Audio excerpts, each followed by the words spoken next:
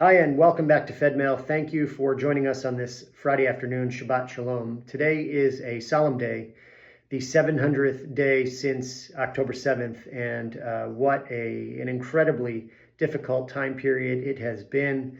One can only imagine the situation our hostages are in, 20 plus living hostages remaining held in captivity in Gaza in conditions one can only imagine. And today also is the anniversary of the attack on the Israeli Olympic team during the 1972 Munich Olympics, September 5th, 1972. And a reminder that anti-Semitism, whether 50 years ago or continuing today, remains so prevalent and so difficult to eradicate. You know, the situation both in our country and around the world is one that I think gives us a lot of pause. We've called on a number of occasions for elected officials, those with a public voice, to bring down the temperature, so to speak, to make statements thoughtfully, to not engage in propaganda, which has been all too difficult over the 700 days since the beginning of the war. I remember back even to Worcester City Council resolution condemning Hamas, which was, if I'm remembering right, October 17th, 10 days after the October 7th attack in 2023. And during the conversation around that resolution, there were rationales given by the two city councilors who didn't want to sign on to the resolution. That was Tel Hajiai and Tunawin, who said that a hospital had been bombed. The Al-Shifra hospital had been bombed earlier that day, which had made headline news around the world, only to be retracted, and rebuttals were put out relatively soon after, indicating that no, it wasn't Israel that had attacked that hospital. It had been a Hamas rocket that had fallen short, landed near the hospital.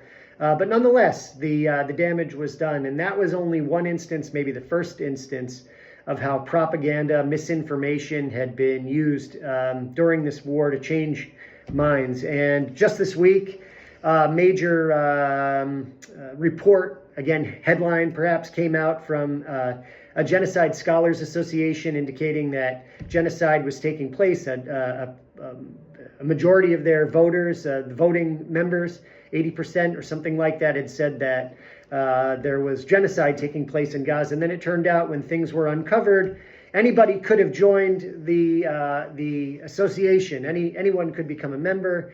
Their definitions had been manipulated, and other questions arose that led to the undermining of that report. You also had the Begin Sadat Center giving a big report on humanitarian aid in Gaza and correcting some of the misinformation. But sadly, once word gets out and a bad headline, negative press gets out, it changes perspective. And of course, it's undoubtedly true that there is a very difficult situation on the ground in Gaza.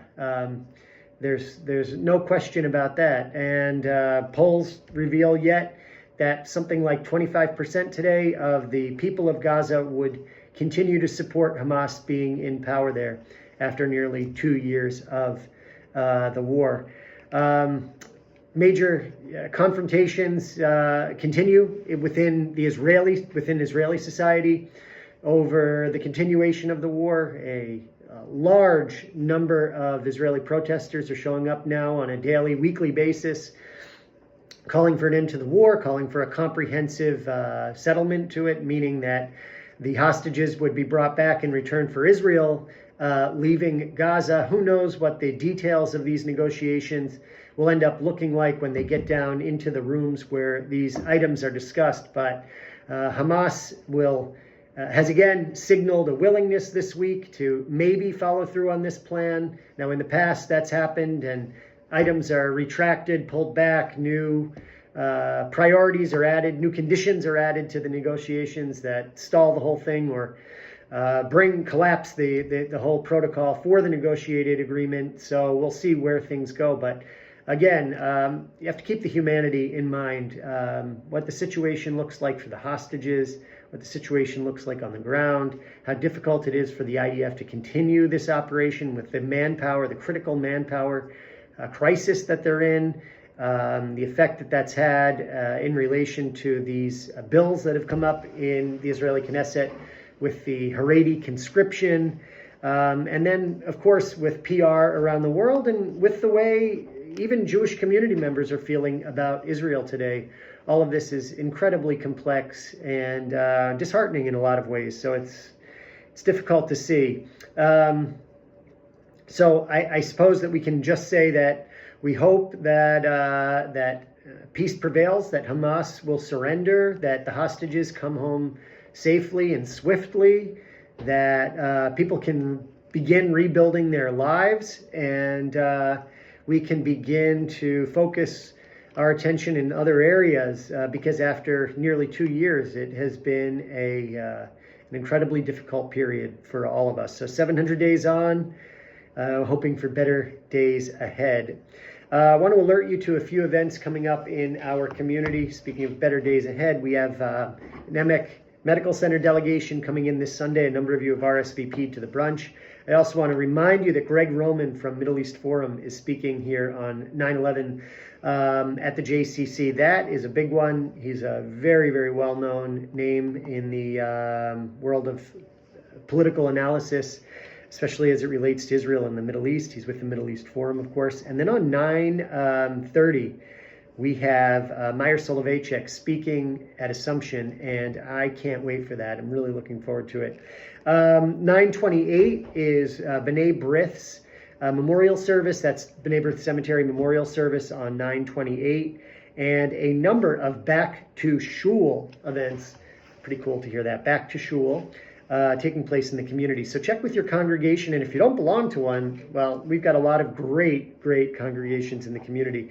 I also want to let you know that kosher dining at Clark, I want to make sure that you guys are aware of it. You can show up at Clark during dining hours, which are listed here, and you can get a kosher meal.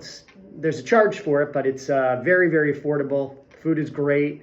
And yeah, you should know about it because it's a cool offering in the community. So again, guys, today, 700 days since October 7th, and the 50th anniversary of, no, it's not the 50th, it's the 53rd anniversary of Munich, 1972. So thank you for your support of the Jewish community, and take care, and Shabbat Shalom. Bye-bye.